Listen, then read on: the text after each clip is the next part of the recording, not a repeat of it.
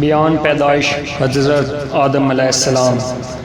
راویان معتبر سے روایت ہے کہ جب ارادہ الہی واسطے خلافت حضرت آدم علیہ السلام کے آیت کریمہ انی جائل فی الارض خلیفتاً اور ظہور ریاست بنی آدم علیہ السلام کے متعلق ہوا، تب حضرت اسرائیل کو حکم ہوا ایک مٹھی خاک ہر قسم کی سرخ اور سفید اور سیاہ زمین سے لائیں۔ حضرت اسرائیل بحکم خدا بندی ایک مٹھی خاک رنگا رنگ کی تمام روئے زمین سے جمع کر کے لائے اور حکم الہی درمیان مکہ اور طائف کے رکھی، اور اللہ تعالیٰ نے باران رحمت اس مٹی پر برسائی اور قدرت کاملہ سے حضرت آدم علیہ السلام کا پتلا اس مٹی کے خمیر سے بنایا، اور 40 برس تک وہ قالب بیان وہاں پڑا رہا۔ جب عنایت الہی نے چاہا کہ ستارہ اقبال حضرت آدم علیہ السلام کا روشن اور مرتبہ شرافت بنی آدم علیہ السلام کا تمام مخلوق پر ظاہر ہو، روح پاک کو حکم صادر ہوا کہ بدن آدم علیہ السلام میں داخل ہو، لیکن روح لطیف نے خاک کثیف میں داخل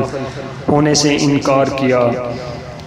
خطاب رب الارباب کا روح کو پہنچا، ادخل ایھا الروح فی ھذا الجسد، یعنی اے جان داخل اس بدن میں ہو۔ جب روح قالب میں آدم کے سر مبارک کی طرف سے داخل ہوئی، جس جگہ روح پہنچی تھی بدن خاکی جو مانند ٹھیکرے کے تھا گوشت اور پیوست میں بدل گیا۔ جب روح سینہ مبارک تک پہنچی، حضرت آدم علیہ السلام نے ارادہ اٹھنے کا کیا، وہیں زمین پر گر پڑے۔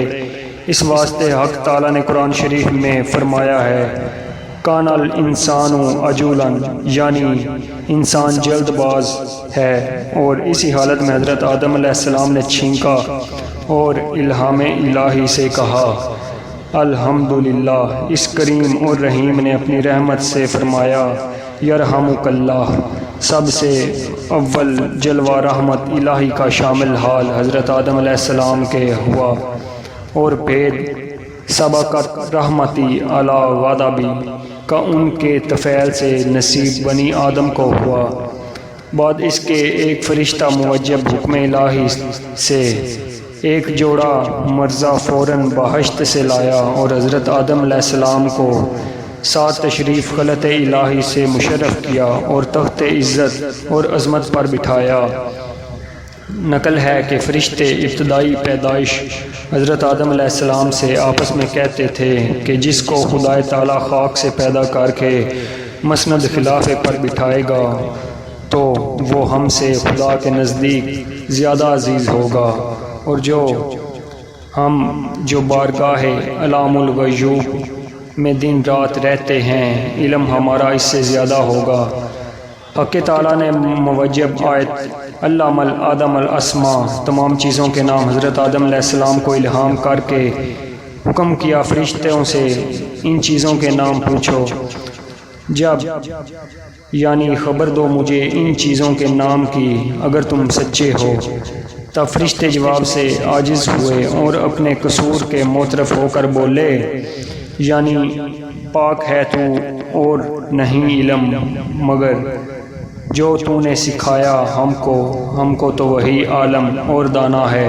تب اللہ تعالیٰ نے حضرت آدم علیہ السلام کو کمال ظاہر اور باطن سے آراستہ کر کے واسطے زیادتی تعظیم و تکریم کے ملائک اعظام کو جو آدم علیہ السلام کو تخت کے گرد اگر صف باندھے ہوئے مؤدب کھڑے تھے حکم کیا اسجدوا لآدم فسجدوا الا ابلیس الا ابا واستکبر وکان من الکافرین، یعنی سجدہ کرو آدم کو۔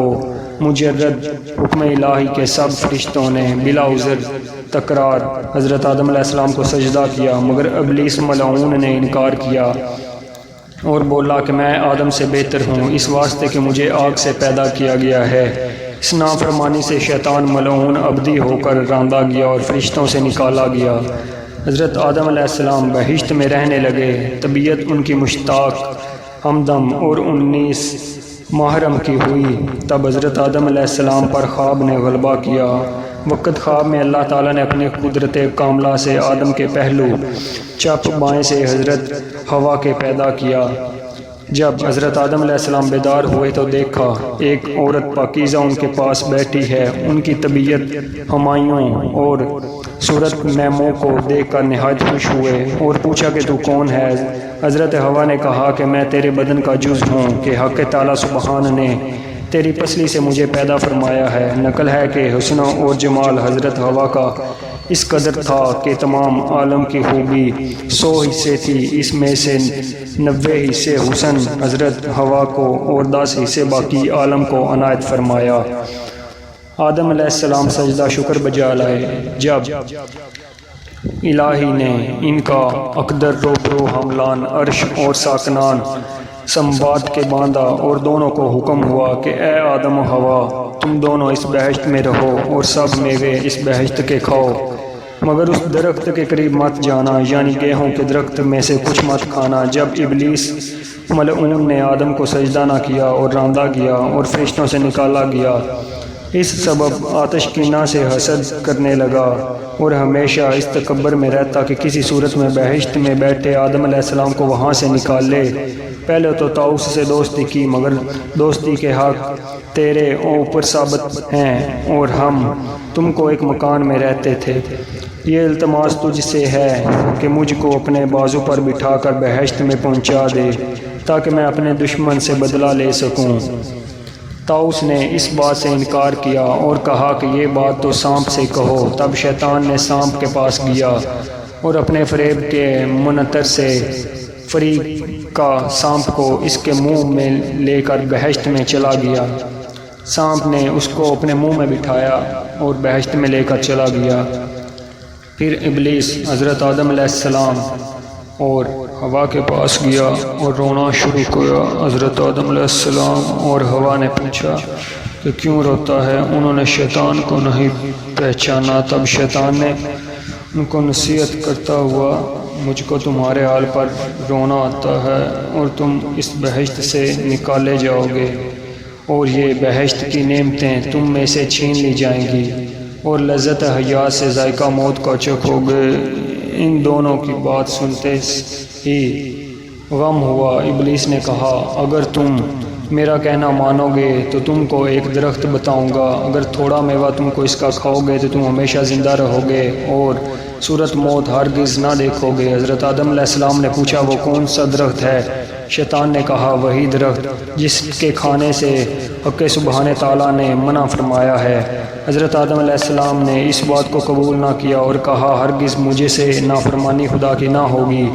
جب شیطان نے قسم کھائی کہ تمہارا خیر خواہ ہوں، بعد اس کے حضرت آدم علیہ السلام اٹھ کر چلے گئے اور شیطان نے حضرت حوا کی خدمت میں جا کر اسی طرح ان کے دل میں وسوسہ ڈالا اور سانپ نے شیطان کے کہنے پر گواہی دی۔ حضرت حوا نے آدم علیہ السلام سے عرض کیا کہ سانپ تو خادم بہشت کا ہے اور وہ بھی موافق اس شخص کے شیطان کی گواہی دیتا ہے۔ اب تو پہلے سے اس درخت کا پھل کھاتی ہوں، اگر کچھ خلل ہوا تو میرے واسطے خدا سے معافی مانگیو اور نہیں تو تم دونوں تمام عمر بہشت کی نعمتیں چین سے کھایا کرنا۔